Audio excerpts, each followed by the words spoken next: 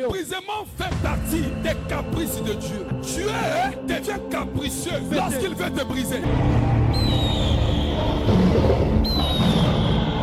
Dieu ne peut pas te confier son autorité s'il voit que ton cœur n'est pas confiant. Parce que ce que Dieu va te donner, c'est quelque chose d'important. C'est plus valeureux. Pour te confier ses responsabilités, tu dois passer d'abord par le corps de Dieu, qu'on appelle le brisement. Dieu doit te briser, maman. Nous sommes passés dans le brisement et nous sommes en train de passer encore. C'est un processus. Le brisement, ce n'est pas une étape seulement.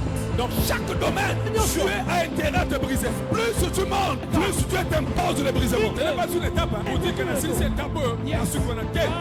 C'est une corde, il y a un processus. Il va te briser à chaque étape de ta vie. Le brisement fait partie des caprices de Dieu. Dieu devient capricieux lorsqu'il veut te briser. Dieu lui demande quelque chose, il ne te donne pas aussi.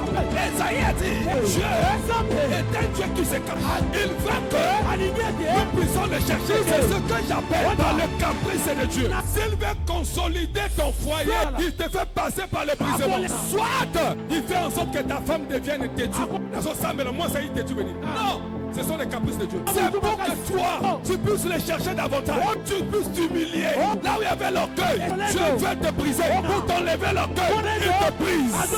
Si Dieu veut ôter la colère, toi qui es colérique, il te ramènera là où les gens sont de boulot. Même autour de toi, les amis qui sont des têtes fêlées. Pour que toi tu deviennes calme.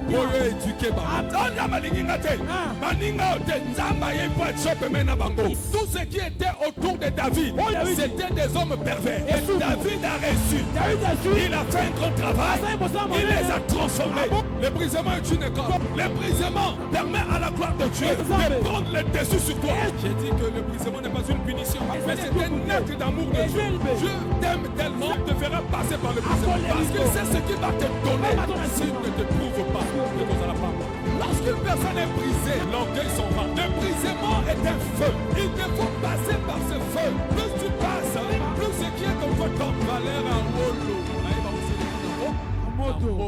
Celui qui n'est pas brisé s'invente de ce que Dieu lui a donné. Ce que j'ai, c'est parce que j'ai étudié. Ce que j'ai, c'est parce que je voyage beaucoup. Ça, c'est un langage orgueilleux. C'est une personne qui ne veut pas le briser. Il a dit, garde ton cœur. Ne dis pas dans ton cœur que ce que tu as t'appartient. Ça ne t'appartient pas. Le brisement permet alors d'être humble.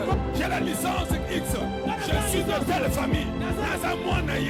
Ça, c'est l'orgueil. Tu sais qui je suis. Tu sais quelle relation j'ai. Ça, ce sont des gens qui n'aiment pas le brisement. C'est le langage des orgueilleux.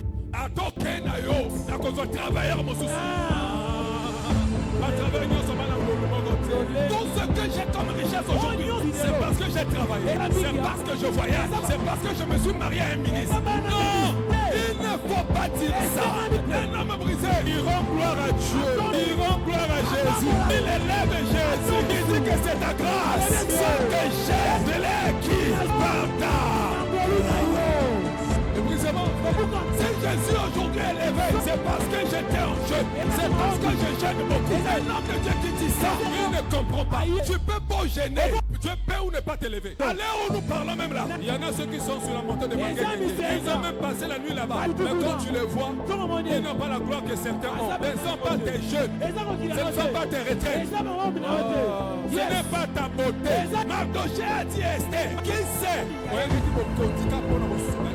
ezaki te mpona Esther azalaki purité nzambe amemi Esther atie na bokondi mpona sunga libota Israël po bitumelingaki ya. C'était une grâce. Esther n'était pas plus belle que toutes ces femmes. Non, c'était la faveur de Dieu. Mais les orgueilleuses, ngana kitoko ngo babalinga. Garde-toi de dire que tout ce que tu as ne t'appartient pas. Les diplômes que tu as à la maison ne t'inventent pas. Ça ne t'appartient pas. Ce que tu as comme bénédiction ne t'appartient pas. Il s'est humilié. Il a pris un corps humain. C'est pourquoi que Dieu l'a souverainement élevé. Lorsque Jésus traversait cette humiliation, personne n'était là. Jésus était en train de subir les injures. On l'a craché sur lui. Même les Koulouna l'a insulté.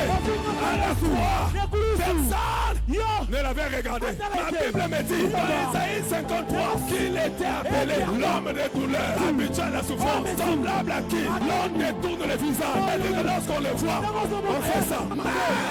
Tu es là-bas, Sakata. Rakata Matata. Rakabo Sekea. Accepte le brisement. Les brisements te transforment. Les brisements te rendent rejeté. Tu seras rejeté. Les gens ne vont pas t'aider. Si à ton frère que je suis en train de passer.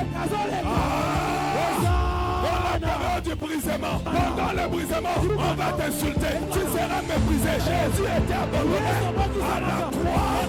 Même par ses disciples, c'est le brisement. Les gens vont te négliger. Même ceux de ta famille, même ton père spirituel, même tes amis, même tes chakras. Tu resteras seul. C'est le brisement. Mais le problème, ce n'est pas le brisement, c'est la fin du brisement. Après cet état, je continue d'évoluer parce que Dieu va souverainement m'élever. Et lorsqu'il va t'élever, le regard de tous, le regard de tous sera sur toi. Le regard de tous sera sur toi. Même tes ennemis vont t'acclamer. Même ceux qui t'ont rejeté te chercheront. Même ceux-là qui ne te connaissaient pas vont te chercher. Ton amen arrive, je parle.